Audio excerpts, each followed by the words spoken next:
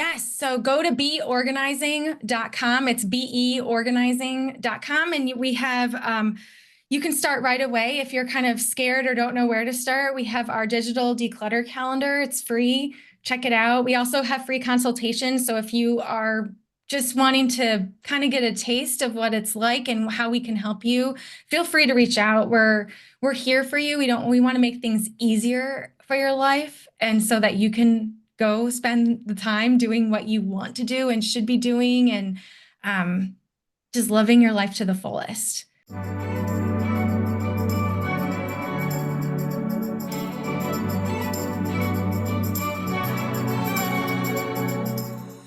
Welcome to the show. I am so glad you're here. You are going to be so glad you're here. I have this new best friend.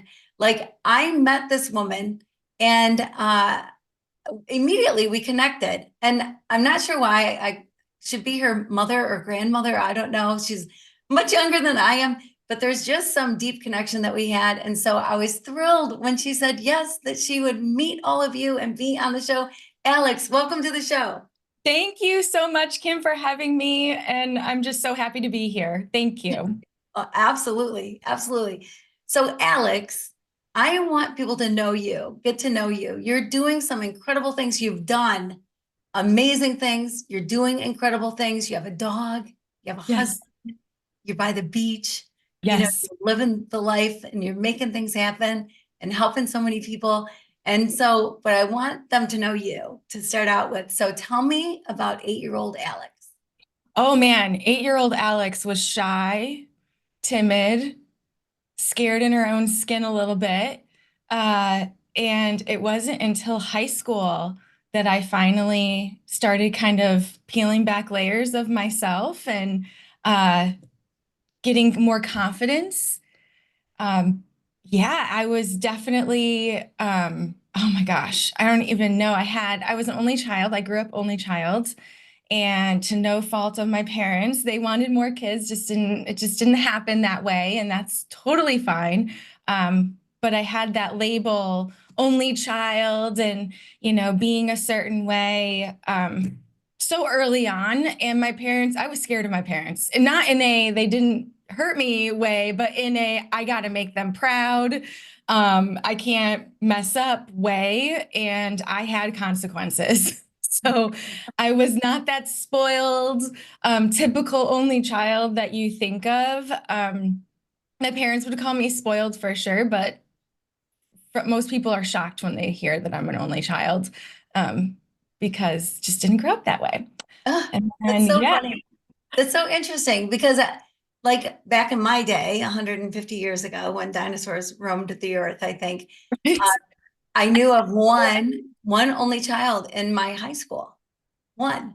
And yeah, there's like these preconceived notions about an only child for some reason, for whatever reason. But then now it's pretty It's actually very popular. common. Like it's yeah, Yeah, you see it often, just very much. only child. And so yeah, so throw all those notions about an only child away because Yes. they're not true. Whatever they Yeah. are, just know that people are people and only children are people too. Yep, Right? absolutely. Yeah. Absolutely. Absolutely. Yeah. And then I don't know how far you want me to go, but or forward.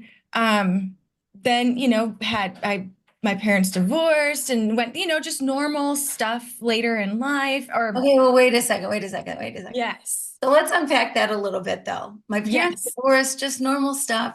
Okay, well, that's not necessarily normal stuff. True. How old were you when your parents I divorced? was they told me when I was 12 and then it was official when I was 13. So I spent I spent a lot of my childhood years with both my parents. And my parents get along really, really well still. That's nice. Yeah, which is Oh, great. awesome. Yeah, Yeah. they did such a beautiful job with managing it. And I mean, I never to this day have seen them argue, which is very interesting. So I did not have that like turmoil at all. It was actually more of a shock than anything. It was more like, why? It was more like that coming from that perspective. but they just were like, it just didn't, it just didn't work out. And they tried and, went to therapy, did all the things that, they meant to do. And now older, I understand way more why. They're two different people that wanted two different things. And I was an oopsie baby. So they really tried and tried for 13 years. So it wasn't like they didn't put all their efforts in or anything like that. And I remember too, this is an interesting story. I don't think I even told my parents about this, but when they were getting a divorce, I remember my neighbor down the street, her parents would argue a lot. Like I would come over and they'd be screaming at each other. So they didn't hide their heat at all. Like I don't even know what to call it. They didn't hide their their issues at all. And I remember telling her about my parents and her saying, "I wish it was my parents getting a divorce and not yours." Mm, wow. Yeah. She was like, because it doesn't make like and she was, I mean, we were young. We were young kids, and to have that's why like with my friends and their kids now, it's like they know more than we think they know. Mm, She was like, because she was a few years younger than me. So she was probably 10, 11, saying this to me, picking up on this, like it's just so interesting. And really that profound, like I'll never forget that moment that she said that. She probably doesn't even remember or anything like that. I haven't talked to her in many, many moons since I basically moved. Um, but it's one of those memories that I'll never forget, just that, because it actually made me feel better. I know that sounds terrible, but like it actually was like, okay, you know, I it was healing almost in a weird way.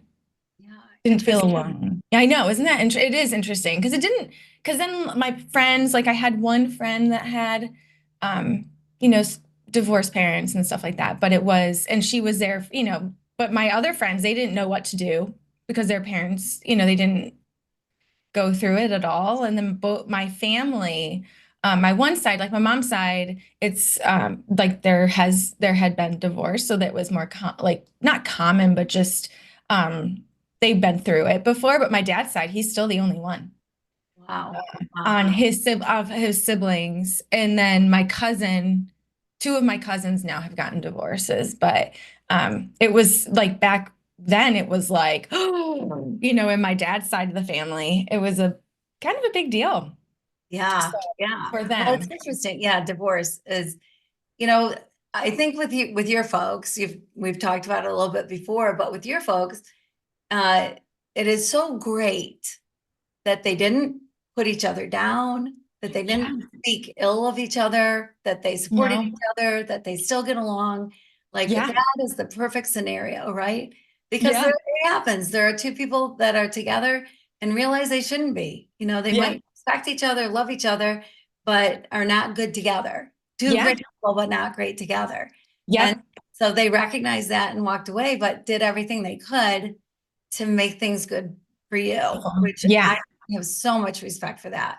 Like, Totally. And even like my stepmom loves my mom loves my stepmom. Like it's such a like we got married and my husband's family is not used to divorces either, or they just didn't know. I guess they just didn't know. Their assumption was they didn't get along, that it was bad. And I was like, they were like, so how's it gonna be with your parents? And I was like, what do you mean?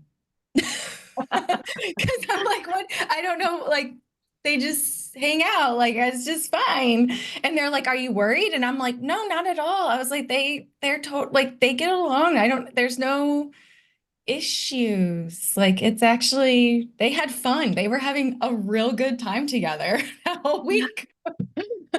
Like, that's so you good. know, Yeah. yeah, Well, that's a whole nother element, it right? is. Of it is that uh, you don't always see that in couples. And then No, it can be the what's going to happen at the wedding, right? yeah, Yeah. yeah. Yeah. So it's nice you didn't have to deal with that. Not at all. Not at Yeah. all. Like So they good. just made it so easy for me. So they don't. Yeah, they just don't make it a thing. Right, right, right. Yeah, yeah, that's great. So you met Yeah. your husband, fell Yeah. madly in love. Yes. Yeah. That's an interesting story in and of itself. Uh, we met in college and I was dating somebody else for 11 years. 11 years. Yeah, 11 years with someone else and not him, but we were friends most of that time. Like I met him about 8 months into that relationship. And I had met his brother though, right when I first started the relationship. So I was friends with my husband's brother and well, knew him and we were friendly. And then met my husband through him. And then he ended up going to the same college, but he's a grade below me. He's 9 months younger. He likes to make it sound like I'm so much older. And I'm Right? like, Like you robbed the cradle, right? yes, yes, yes. Yeah. He loves to point that out. And he's like, "You're a whole grade." And I'm like, if we didn't go to the same school, you would never say this. There are people in your grade that are like literally 2 weeks younger than me. Two Right. weeks. Yeah. That's it. Because I'm a July baby. So I was born right in, smack in the middle. I could have gone either way, grade wise. So Yeah. I'm So like, funny. this is silly. But yeah, we remained friends and I was with this guy for that long and I finally left and we gave it a go. After I went to a lot of therapy, I was like, I don't want to be a rebound, or I don't want him, I don't want anybody to be a rebound for me from coming from such a long relationship. And I started my business in that relationship. I got my dog in that relationship. I moved out to San Diego in that relationship, which was huge. I wanted that.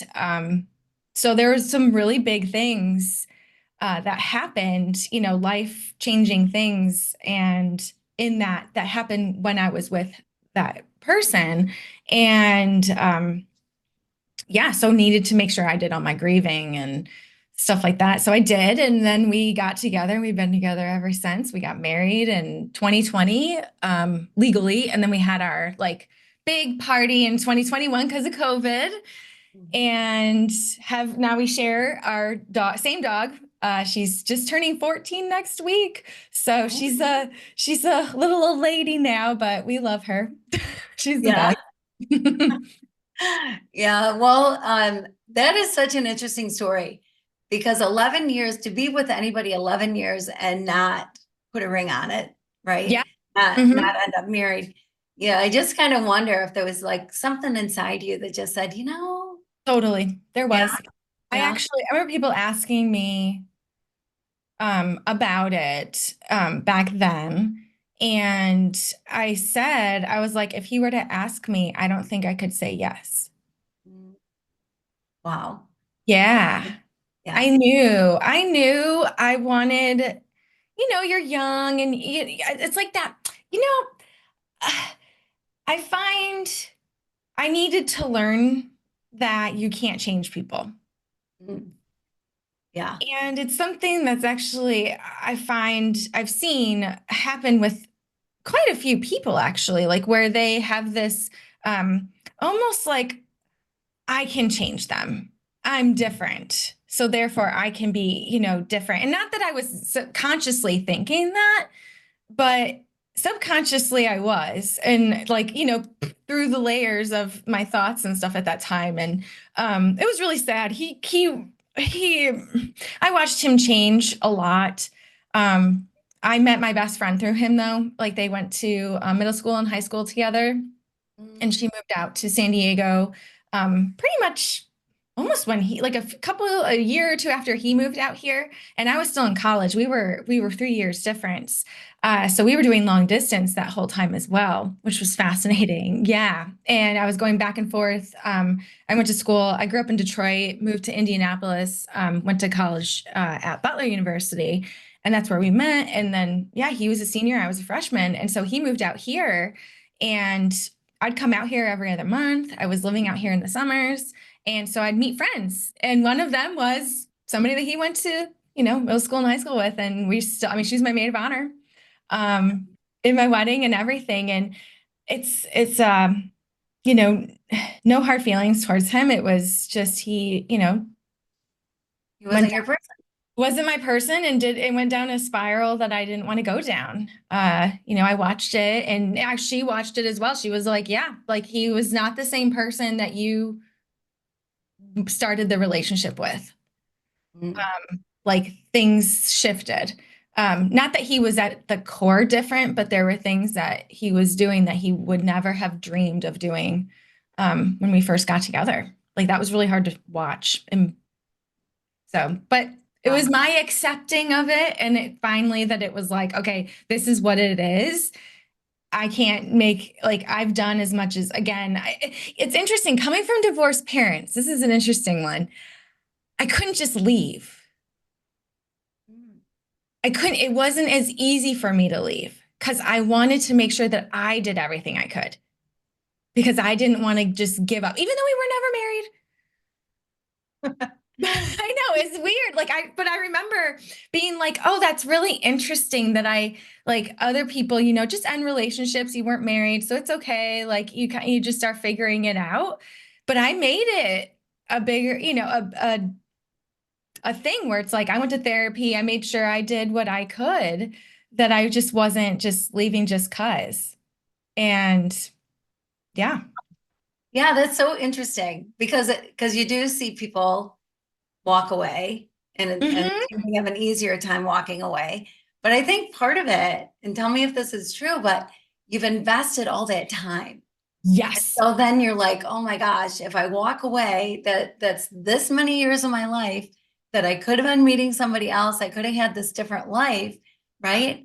Gosh. Oh gosh, yeah. And I felt that after. I felt it. I felt that, oh man, I should have probably done that sooner. I mean, but I had to go through what I had to go through, but there was definitely that the investment is real. The Yeah. investment of what you put into it. And then, it's just you're watching things like unravel. And then by the time all of a sudden it's been 11 years, you're just like, wait, what Right. Yeah. happened? I'm going to be 30. Like I remember having that thought of I'm 28. It was when I was 28. There was something about turning 28 that was like, this isn't, this isn't changing. What am I doing? Like what? I got it. This isn't, I'm going to be 30. And not that I wanted like all these big things to happen when I was 30, but there was definitely something that shifted in me when I turned 28 of Yeah. just thinking Interesting. differently. Yeah. Yeah. Yeah. That's so interesting. I think different ages do that to you. Like you're a long way from my age, but I had a milestone birthday a couple years ago and I was kind of dreading it, like a couple years ahead. I was thinking, Yeah. my grandparents were old when they were my age. Like, I'm Right. going to be turning that old. Like, how is this going to work? And what am I going to do? But then I had this major realization, like, after stewing about it for way too long, that when I turned 60, I was 60, when I turned Yep. 60, I can wear whatever I want. I can Yep. do whatever I want. I can say whatever I want. Yep. There's a freedom. There's a real freedom in Absolutely. it. Yeah. Absolutely. Well, you look amazing for 60. Oh, So well, you you're so don't kind. even look it. Uh, I'm coming up on, I'll be 40 in a year and a half. Well, and look And at you. I mean, you look like it's, you're 22 that's years old. That's my parent, my mom especially. My mom's side has very young. They look young. Yeah, that's Always, good. all of them just look young. It's really interesting. We're blessed with that. It was horrible. In high school, you look like a baby.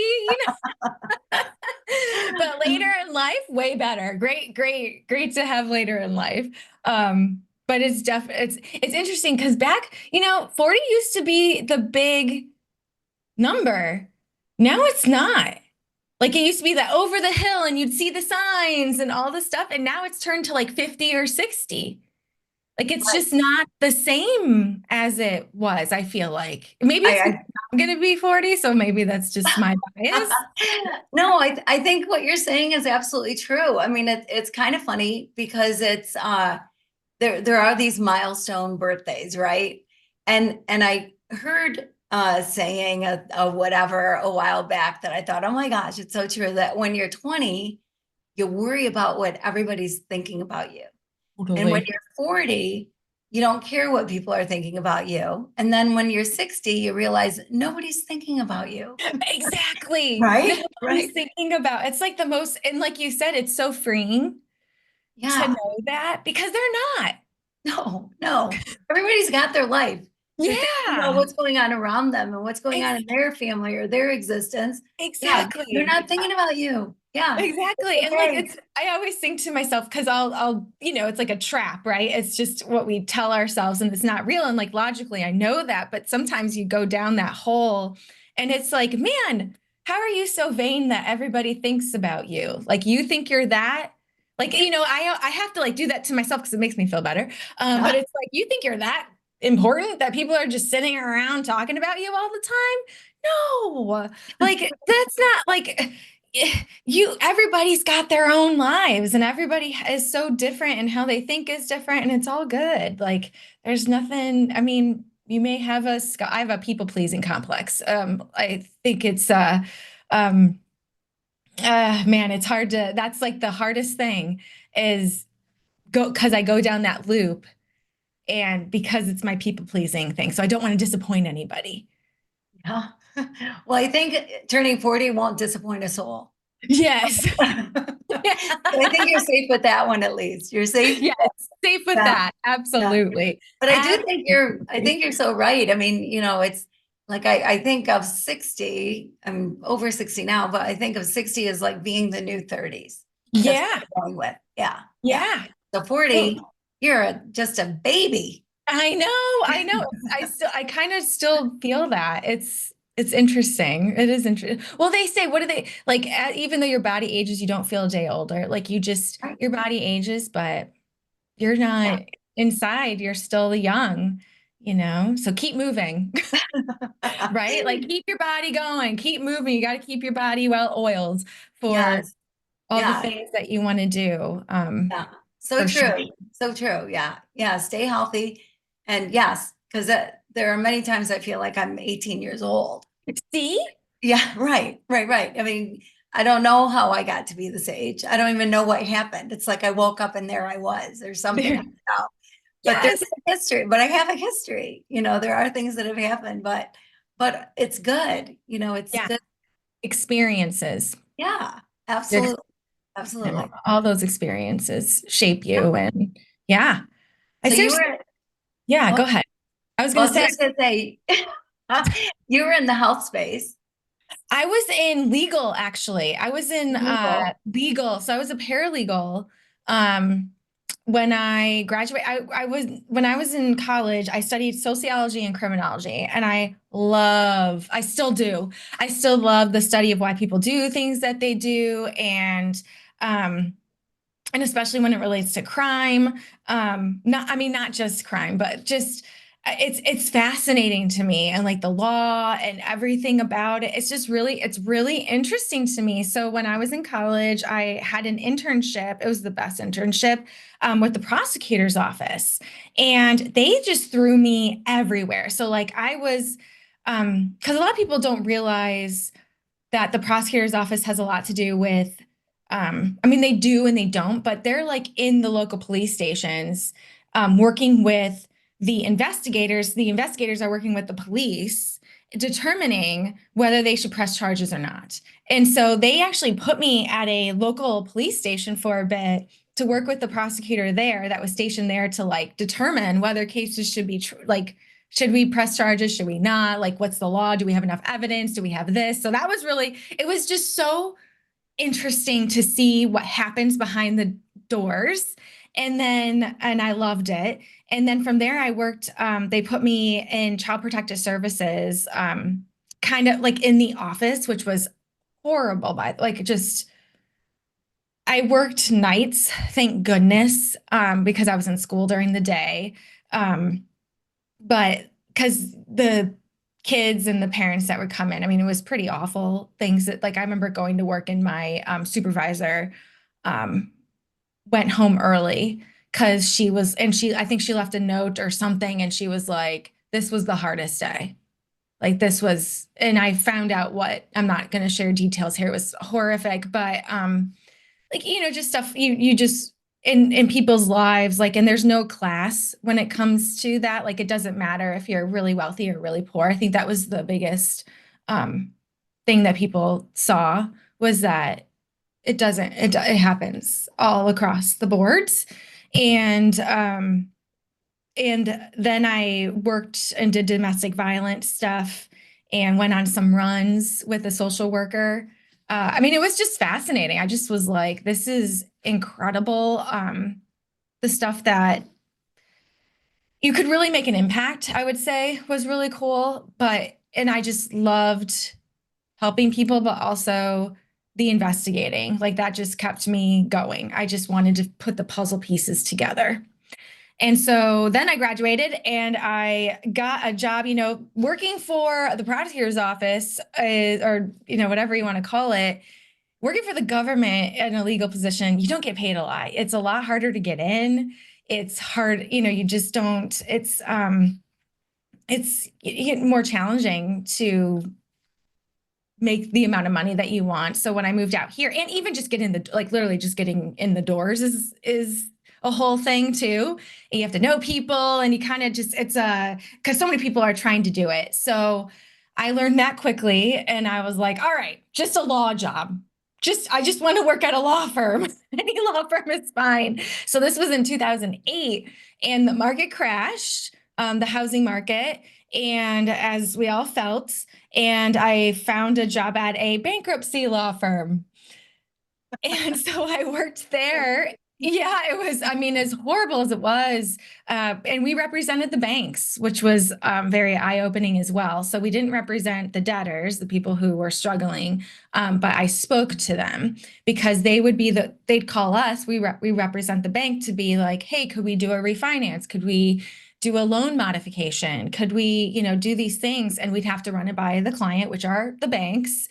And really horrible thing seeing there, but it was it was really cool to learn the ins and outs of the housing industry, and just kind of the path of like the deed succession and the recorder's office, because like all that stuff matters when you're filing bankruptcy. Like who actually owns the house, who actually holds like that promissory note. I learned how important that was.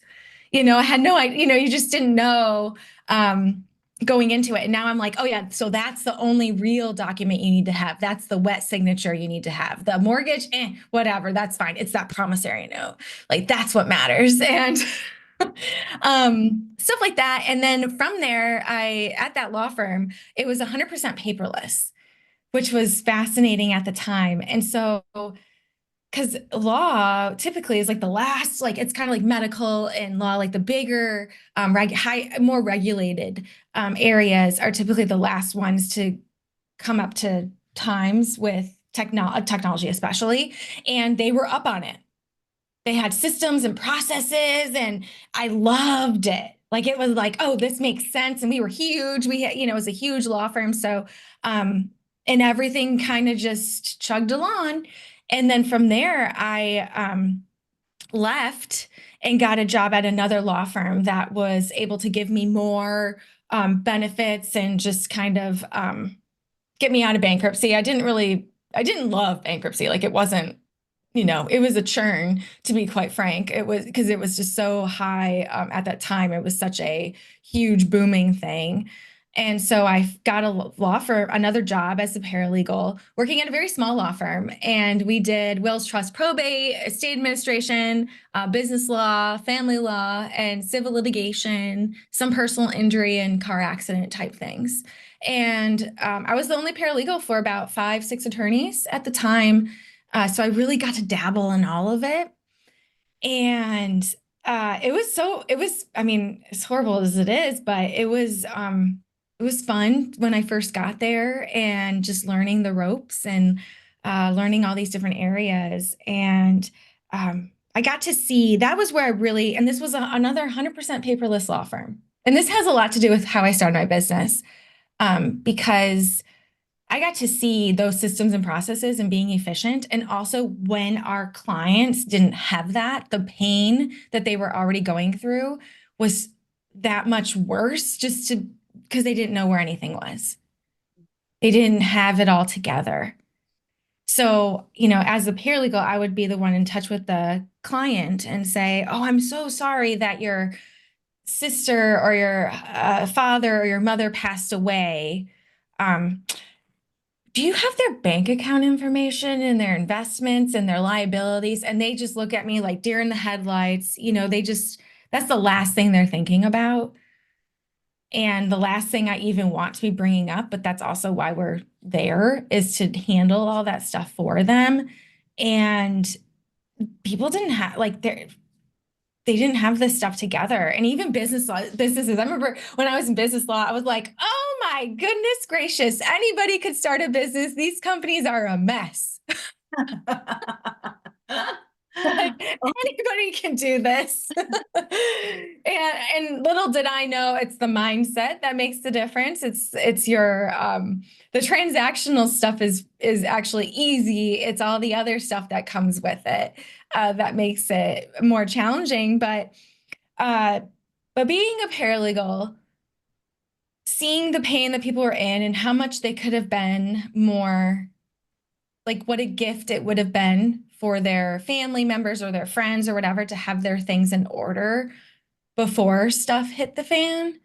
Um, just wow. Like I saw the importance of it. I saw the benefits of it. And also being, again, paperless and having our systems and processes, it was like, this is possible for everybody.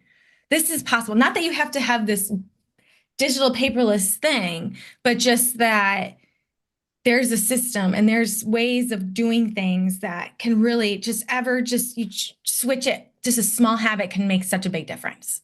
That's so interesting because people pre-plan their funeral, right? I mean, that happens all the time. People Yeah, pre-plan their funeral, but there's so much more when somebody passes away than just the so funeral, right? so So it much. seems natural to pre-plan the rest of it, to work with you. So this is what you do. You Yeah, just help people. So yeah. So we yeah, help. So that's how, and at the same time, what I learned about the legal field was that as a paralegal, unless I wanted to become an attorney, I wasn't going to get as far as I would have liked. And I really didn't want to be an attorney. So I was like, well, what could I do? And seeing that and having all this, and I was like, man, I'm really passionate about this. And I love that the freedom and time and the freedom of um, like people are worthy of this. It doesn't need to be hard.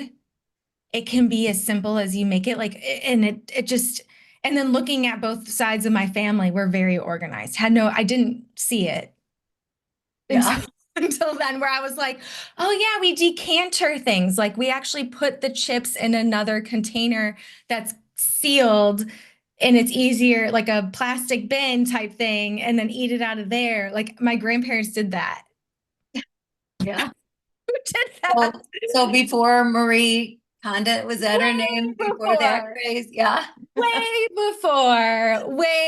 before. It's actually really funny. Like people say her Marie Kondo way of folding, and I'm like, dude, that's been around way before she's been alive. Like way before, and they're calling it the Marie Kondo folding, and I'm like, no, no, no, she just had the PR. Like, love her, like she's great, but that's not her method. That's just a method in the organizing industry that everybody uses. And yeah, so I was like, I could make a difference here and focus really on digital and working with companies and individuals who want to be not have anything slip through the cracks and get their time back so they can finally go do what they want to do. Like this is such a burden that people carry and it stops them from doing things. It's amazing what it stops them. I have a client right now who I loved so dearly, and is she still holds herself back. Like it's something that we work through because she's like, well, until I have X done. So until I have this organized, I'm not going to be able to do, for her, it's arts and crafts. And I'm like, no, no, no, no. Like you can do that now. Let's get you to the point where you feel like you can do that, So like working through those things, but it's amazing what people hold back. and what stops them. And it's way more psychological than I originally thought that it was, like just uncovering all those things. But yeah, so I saw the need and I saw how I could help people and how then I could also, I felt confident, working with business owners that were, it was a hot mess behind the scenes, that I was like, oh, I got this. I got this. I'm going to do it. I'm going to just jump right off and just go for it. And I did. And haven't turned back. I started again organizing, and I worked at the time, the market intent was very much homes. So physical organizing, closets, kitchens, garages, things of that nature. And I was like, sure, I'll do that too. I really just want to focus on like the stuff that people don't talk about, which is their email, their files on their computer, their desktop, their downloads folder, their phone, their photos on their phone, their passwords, and like bookmarks, all the tabs that are open everywhere, and note taking, what to do with that. Like so many people have, I mean, I still use paper. You should see I have two notebooks right here. And but I do something with it. Like there's a process. And Mhm. they're very much like, this is my gratitude and evidence of manifestation journal versus this is my coaching program that I'm doing and taking notes. And I actually will scan them. Oh, smart, smart, Yeah. smart. Yeah. Yeah. Like when I'm done, I just boop, boop, boop, and scan them away. And then I don't have to hold on to it for, physically. But while I'm in it, I physically hold on to it. But then after a while, it's like, okay, I'm good. I got it. Um, so yeah, I started Be Organizing, and then in 2020, we decided to, since everybody got more comfortable with technology, we decided to just solely focus on our digital organizing services and helping individuals and companies and teams get streamlined and declutter, bring order, um, so we can so they can just do what they want to do. Oh my gosh, the growth. We always say, we're like, man, we work with these teams and these companies that are small to medium sized and successful, and we're like, imagine how much more successful they would be once we Mhm. get them there. And Right. it's true. They then Yeah. are they're just things are just taken care of, and there's a process and there's a relief. Oh my gosh, like the owners, we helped somebody who owned a law firm, and her goal for working with us was, I just want to pick up my kids and take my kids to school and pick them up. That's it. And it was like, all right, so we worked in her email, we worked in her calendar and her tasks. And we actually worked with her team as well, because you have to have, that's something that people forget, is anybody who's in your life, you kind of need to have them on board. Like you can do a lot by yourself, but when it impacts other people, you need to kind of set your boundaries. I hate, people say, don't use that word, or people are so scared of that word. And it's like, but that's what it is. Like setting expectations and some guidelines of, this is when I'm available. This is when I'm going to communicate. Because that's the other thing with organizing that people forget, is that you have to kind of have, like, that's part of the system. Hmm. Right, right. Yeah. Well, and I don't know about you, but I've heard so many people say, "Oh, I want to write a book. Someday I'm going to write a book." Well, if you have systems in place, like you bring to people, you have time to write the book. You can schedule Exactly. writing the book. You can figure out and you can actually do it along Exactly. with all the other things.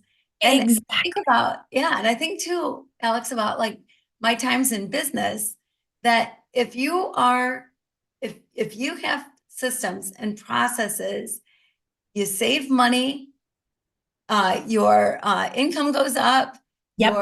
your, that you're making much happier staff because they know there's a Way. system, right? Instead of some sort of a mess going on somewhere, but there's an actual system and a process to get things done. And Yep. it's amazing how much more you accomplish It than, is. than you would And otherwise. like, and you mentioned the team. The amazing thing that people, especially leaders, there's some leaders that don't realize the pain that their team is in. Because let me tell you, it's the last thing that people are going to tell you, is that they don't necessarily, nobody teaches you how to organize. it's kind of one of those things that like has been you either have it or you don't. That's not really the case. You can learn and you can, figure out what works best for you. But if you didn't grow up that way, and especially in the digital space, right? So like now we've got computers. Now we have another element to it and way more information. You can control the amount of clothes that come at you in a lot of ways that because you just don't go shopping, right? So like you don't need to be going through your closet all the time. I mean, as much because you don't have the same amount of clothing coming at you all the time. Like you can just not go to the store. Like just don't go on Amazon. Don't go, don't go on, Right. don't go online shopping. Like you can turn that off. But with email and files and stuff like that, you can't in text messages and the apps and social media and the marketing just coming at you. That's where they're going. It's online. So it's just coming at you and you can control it. There are things that you can do, but the amount to control is way higher. There's just a larger volume. That's So so true. Yeah, I remember back in the day, I'd be like, oh my gosh, I have 50 emails I've got to return, and it'd be like, oh, 50. Now it's so much more than 50, way but more, yeah, like so much 50 more. an hour for Yeah, some right, people. right. Yeah, it can just be crazy. And for me too, speaking for myself, but I'm sure people can relate to this. If there's an area of my life that's disorganized, I can't get it out of my head. Even Me if I'm neither. right, even if Me I'm neither. very subconsciously thinking about it or whatever, it's still in my head going, go down and organize your storage room. Like I just can't get it out of my mind until it's done. Absolutely. I can't eat. I'm the same way. Oh my Yeah. God. It's like because I have to like even my desk. Like I can't sit at my desk to do work if it's not somewhat put like I'm like, oh no, I need to like clear this out. I need to, I just Yeah. I can't let it go. It's just sitting there. And it's so cool to see. Like we've seen so many people transform once they have this in place. And the relief and the transformation and the time they get back is just amazing to see over and over and over again. Like that is what brings us joy. That's what we're in the business of doing. And getting people to finally live the way they want and saving time, saving money by doing so. And like I said with the team, a lot of people don't want to admit that they don't know how to do it. That is not something somebody's gonna, that there's a shame, there's guilt, there's I should know feelings how to do this. So a lot of people just look it over. And then meanwhile, business is experiencing high turnover. And because these expectations, like I spoke at a company one time where they had me come and speak about email. The team really wanted to change. You could feel it. The leadership team did not, which was really interesting that they had me in the first place because there was a conflict there. I think they were like trying to appease their team as much to hold them on to them because they were their pain point, high turnover of people. Because the expectation that this company had was that they needed to respond to clients around the clock. And so there was an urgency always there and drop everything you're doing. Don't care if it's off hours. Don't care. Like it just didn't matter. So that was the expectation and the precedent being put forward and no system in place where it's like, that's fine. Like that can be your business that you need to respond, but you need to create a structure then to be able to support that so your people don't burn out. Right. Yeah, so true. Oh my word. I mean, I Yeah, think the most important job where you have to respond all the time is when somebody calls 911. exactly. Oh my Right. gosh. It's like But a huge otherwise, thing. but Yes. otherwise, most businesses that you're in, I Nope. think we're coming to a different spot where people were, McDonald's drive-through and right now we need an answer right now. And it's like you have to train the people that are coming to you that I don't always have my phone on. Yep.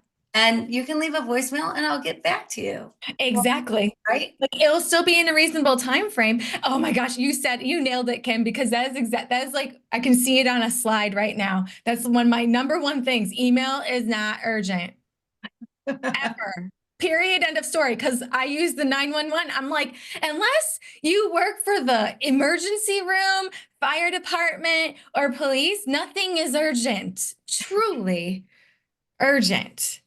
Because Right. nobody's life is at stake here. Yeah, Like, so true. Well, and I think, people can think that it's urgent. Like I worked with brides for years. I was in the event yes, space and catering, yes. and man, if they ask a question at 8 o'clock at night, they want an answer at 8:01 because they're going to lose sleep thinking about that for the longest time.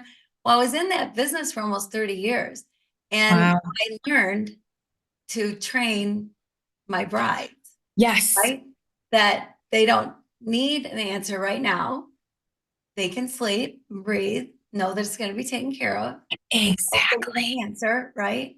Yeah. Exactly. It's a training. It's um putting the guidelines and sharing that with them in a nice, kind way. And one way to do it, this is a great tip for those who want a good tip, is using a auto. It's how you can set up an on and office Mhm. message on your email. This is just pertaining to email. But and I wish they do this for text messages. I really, really do. I can't tell you how many times that I'm like, man, I'm on vacation and I have like a client or something. Because I only give my cell phone number to like colleagues or clients that I work directly with.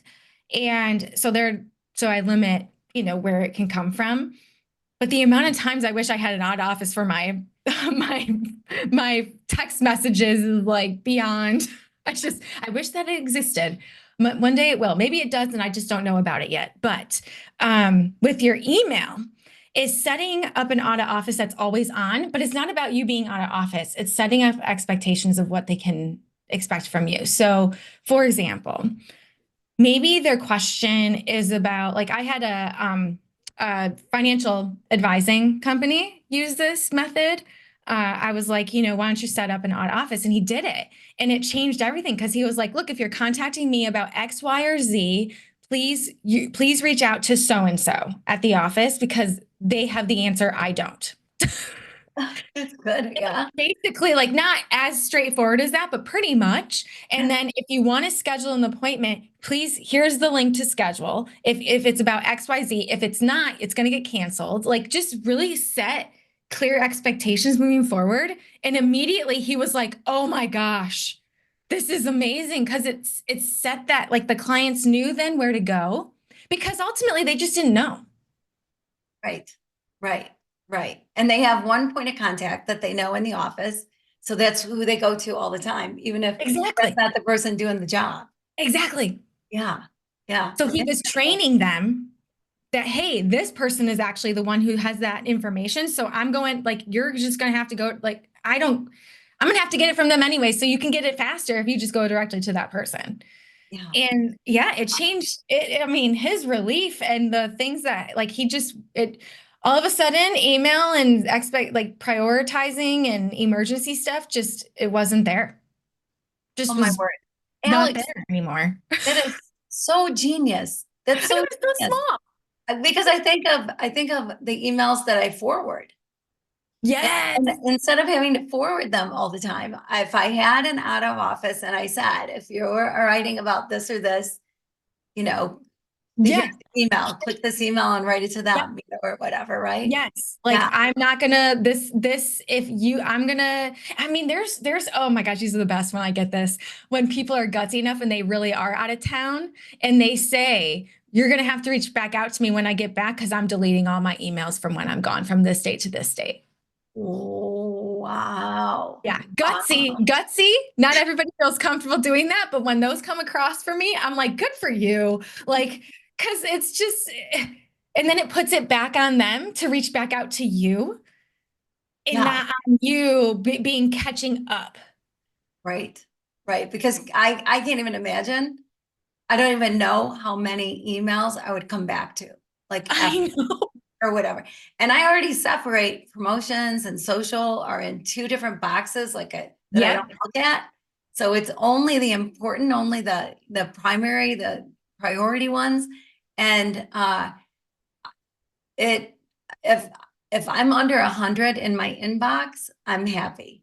Like Oh, yeah. I'm like I've answered enough that I get back down under 100 and I get back down Yeah. under And 100. you're like, okay, Yeah, because but that's still 100 emails. it is. It's still 100 emails. My magic number is like under 20. It Oh makes me my, feel okay, which is I'm really jealous. hard, by the way. I mean, it's not impossible, and it's more hard because, like, one thing we say, what can you control? The amount of emails you send out, because the more emails you send out, the more you get back. True. True statement. Right? Because you're going back and forth. But you also want to get like, so you have to be careful what you're emailing. So it's like we also talk about like when to email versus when to do a message directly, like outside of email, or when to have a phone call or schedule a meeting. Because you have to have those parameters as well. Because people also are using email when it's like, no, this should be a meeting, or they're meeting when it should have been an email. That's the worst. Oh my gosh, my husband's company is notorious for doing that. I'm like, why are you, I don't work for his company, but I know just enough that I'm like, why are you guys meeting about this? Who cares what kind of donuts we have in the office? Yes. We Yes. don't need that meeting. And also, do you actually need to be there? Like he's the manager. So it's like, do you really need to be there? And he does have to like stop and think about it. And it's like, you need to be thinking about that all the time, Right. not Right. just, and have the other, and train your people to think about that for you. Ah, yes, that's huge, huge, huge. Well, and Alex, what I've learned about you and what you do is that uh, there could be people watching or people hearing about you and what you do, and you're genius at what you do. Thank And you. they could be hearing it and they could go, oh, well, there's got to be a book out there. Like I can just read a book and I can do it. And it's Oh, sure you can. You sure. can go educate yourself however you want to educate yourself, but how much time is that going to take? Yes. And could you be making money during that time Right. instead How of much is your time educating worth? yourself? Right. What is your time worth? And how long will it take you to get it done? When you go in and you're like, bam, bam, bam, your life is different right Yeah. away. Right. Oh, yeah. We get in there. Like it can take time because we like photos, people have this unexpected, or some people, not everybody, they have this perception that it should be done like overnight, because photos, we're dealing with like many, many, many, many, many, many years. And that hundred, we're talking 60,000, 100,000 photos, and that's all individual files. And yes, there's programs out there, but let me tell you, we've used them. They end up taking more time. Like I end up like we actually, I was, because the organizers that come and work for us that we've hired, they'll be like, okay, so tell me about the duplication software. Like, what are your guys' thoughts about this? We have a full conversation. And some of them will be like, I just want to try it for myself just so I can feel so confident in it. And they do. And they always come back to the same thing, which is, yeah, this ended up taking way more time than if I would have just saw that these two folders were the same and I could eyeball that and see that very easily and deleted the whole thing. Because now I have to go in the deduplication program and go one by one by one by one to compare them. Because guess what? AI doesn't get it right all the time. And going Right. back to like, we talk about you have to use one of your three resources. And they're typically the most precious ones, which is your time that you'll never get back. That's the one you can't get back. That's that you can never replenish that. Right. You can't buy it. It's You not on can't a buy shelf it. for sale. It's not Nope. on Amazon. You can't throw it in your cart. Nope, you can't. No. The other two are money, finances, so money, and then energy. You can replenish those. And you might have to use it to replenish your energy, right? It's all fluid and it comes and goes and whatnot. And you can charge yourself back up and all these things and protect your energy. And so, which resource do you want to use? Right. That's Right. what it comes down to. And also, you can read a book all day long. The thing is that what we find are that people try to fit into an organizing system that they hear about, but it doesn't work for them because it's not a one size fits all. Everybody's minds are so different, and the way that we think is different, what we prioritize is different. So it's really not about the shiny new object or the shiny new way of doing things. It's about what are you going to be able to keep up with? What are you going to be? What fits within the way that you're already doing things to make it so it's not so painful. Right. Yeah. Yeah. Because Yeah, when you're exactly. Because your company, what you do is everybody's individual. yes, It's not a one size fits all, it's like you not a said. one size fits all. And so Perfect you have to go example. in there and understand the people so that Yes, you can make it work for them. And I yes, think that can be a fear of some people sometimes is like, are they going to make me change everything I do? Or are they going to, tell me I have to do this when I really like to do it this way or whatever? But that's not the case. You make right. it fit in people's lives, not, they don't Harder, fit in easier. your life. Right? Right.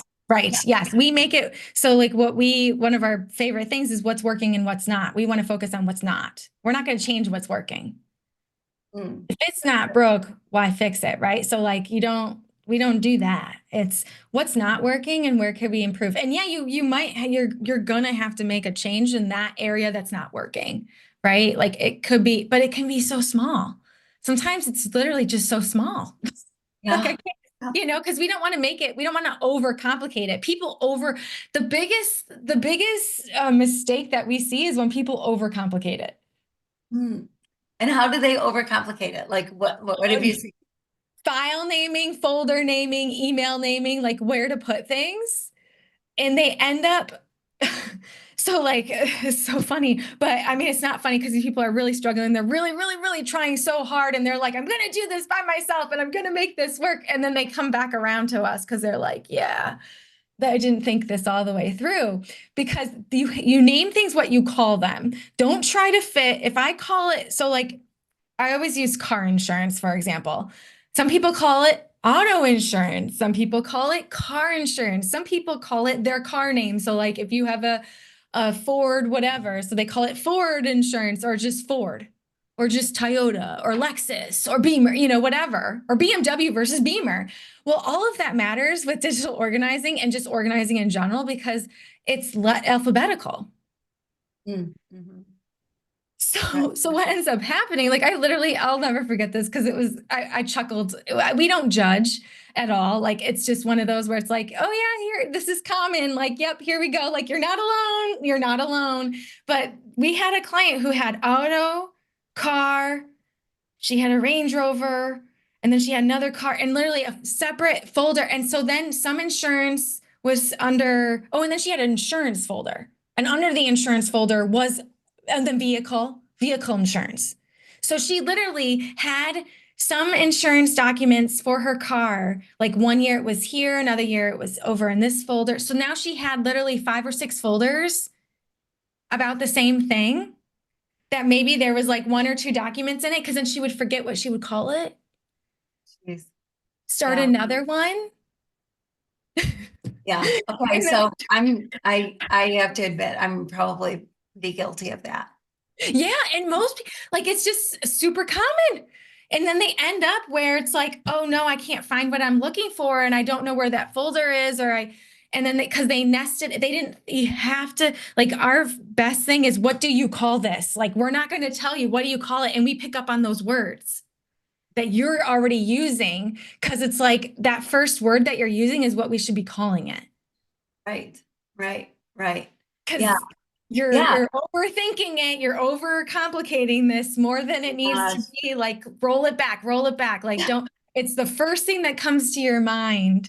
And also like keeping the people have I talked about the shiny new object syndrome, which is the new software, the new this. And they really are like, well, I heard about this. We have some of those people that come in and we're like, we're not that. It's about what works for you. If it does work for you, like we can look into it if that makes sense for you. We're not an IT company. That's the other thing people confuse us for. We are not IT company. We help you organize your information that's within utilizing technology, but we don't like if the technology isn't working as it should, we can help you reach out to somebody to help fix it, but like it's not our jam. But they want the software to just like miraculously work for them in a certain way. There's Yeah. always a fault. It's not perfect because your need, again, is different than the next need ever so slightly. Right, right, right. Yeah. Oh my gosh. Well, and the time that it takes you then to search for things. Yes. Right? Oh my gosh. Like, People waste, it's like 20% of the time looking for things they can't find and they have, and they know they have it. oh my word. Can you 20% of the imagine? time. So you Oh my, help them get 20% of their time back. yes, 20%. That's a Even lot.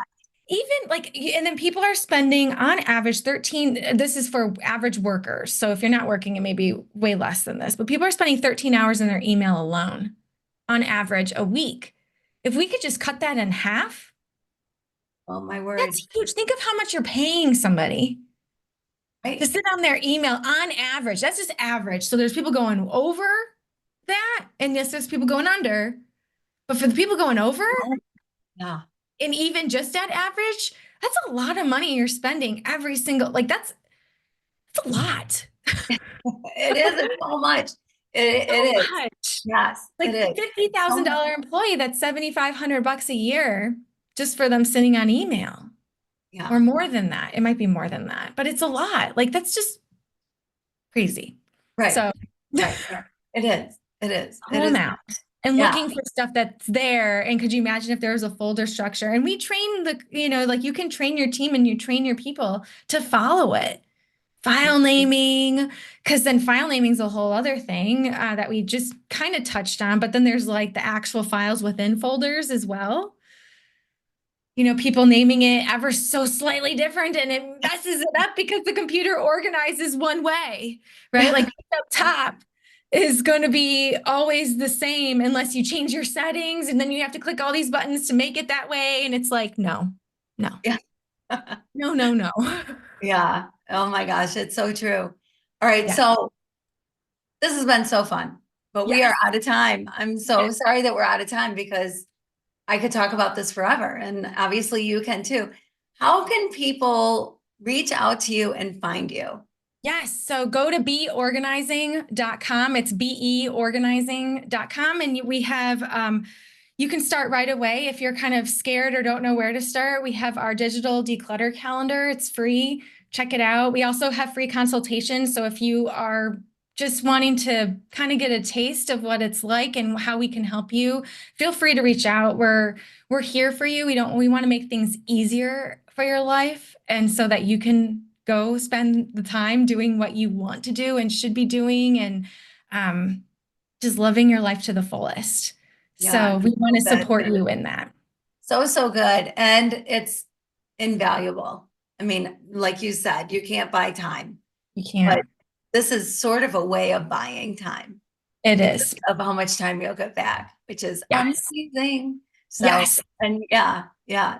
So reach out to Alex, beorganizing.com, beorganizing.com. Alex, my buddy Alex, Yes. reach out and she will transform your life and make it so much easier and happier and better. I love it. Thanks for being here, Alex, and thank you all for being here today. And until next time, be blessed. Yes. Thanks, Kim.